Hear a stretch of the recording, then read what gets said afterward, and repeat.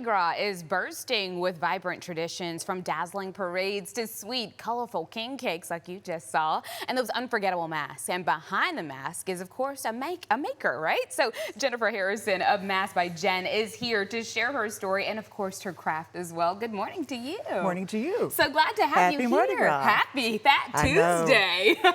Okay, so you're self-taught, which is incredible because some of these designs are so extensive. What inspired you? How did you get started making masks? I saw a mask at a Renaissance festival years and years ago. It's 1997. And I said, you know, typically people just say, I want to buy the mask. Well, I said, I want to go make the mask.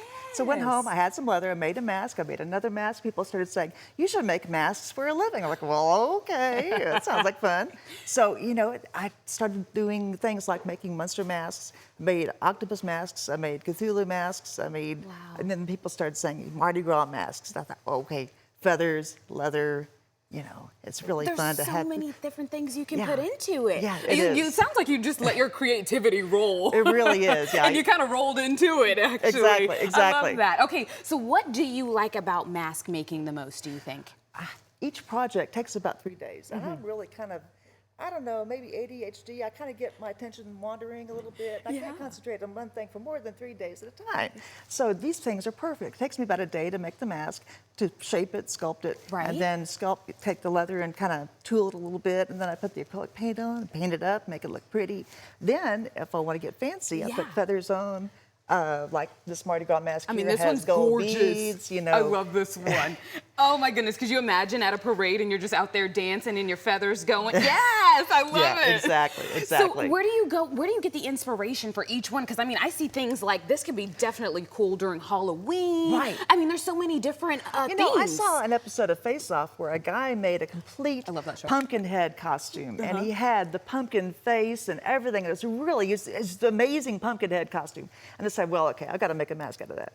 So that was my first one of these, and it's really great because I've used a tooling element on the leather and made these little stripes in the pumpkin to make it look more pumpkin-y-like and make the leaf come out, you know. Next one I want to do a light behind it and make it look like an actual jack-o'-lantern. Yeah, that would be cool. Okay, you got some time.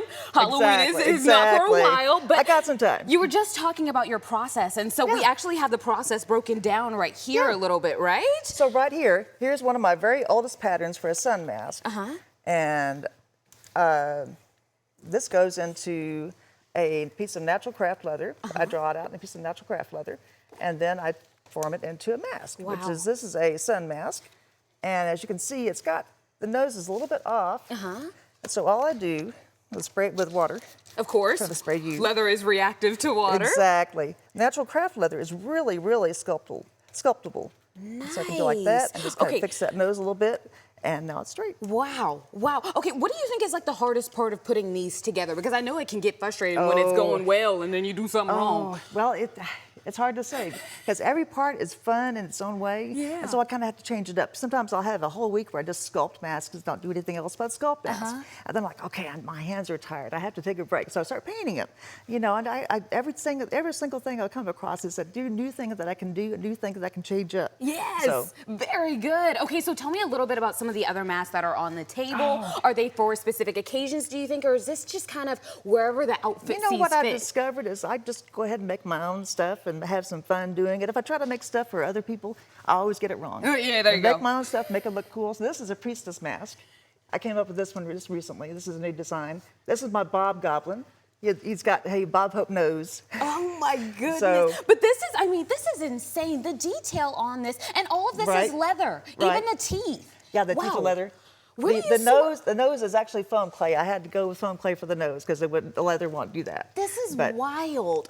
Okay, because it's such good quality leather too. How do you go about sourcing your product? You know, I go to Tandy Leather. I used to buy online, and I have done that before, but you end up spending like $500 for 3 or 4 pieces of leather. That's a lot of money. So I go to Tandy Leather. I'll buy about a side at a time, which is the side of a cow, like a whole cow. So. You're really making that, well, shoot. Yeah, she says she's making them for every holiday. You need half the cow. You have the cow, That is incredible. Okay, any behind-the-scene tips or tricks if there's someone at home who maybe wants to dabble in making their own mask? Maybe it's not necessarily a leather one, but any ideas? Start with natural craft leather if you want to do leather masks. I use 3 to 4 ounce to 4 to 5 ounce, depending upon the tooling that I have to do on the piece.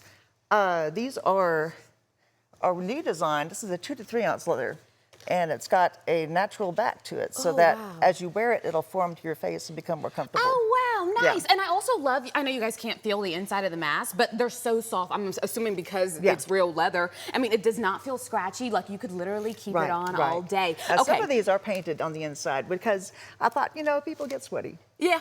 You're wearing a mask, you want you to get take sweaty. it off. Exactly. Every You wanna now take and off. again. I love it. Okay, now, if we're thinking, because today is Fat Tuesday, so I feel like I need a mask before we go. So which one do you think would fit me best? Well, ooh, a little unicorn mask. Yeah. Okay, let's try her You wanna on. put it all the way on? Let's put her on. Let's see. Are we thinking, ooh, she matched my outfit? Yes, girl. Okay, wait, now hair. Come on, hair. I can't see, girl. Hold on. flip the hair. Whip it out the way. whip your hair back. I love it. This is so much fun. This is what Fat Tuesday is all about. Exactly. Having a good time, fellowship, and getting to dress up. So there's also someone out there who's dressed up that's not me. Oh my goodness. We're checking in with Paige.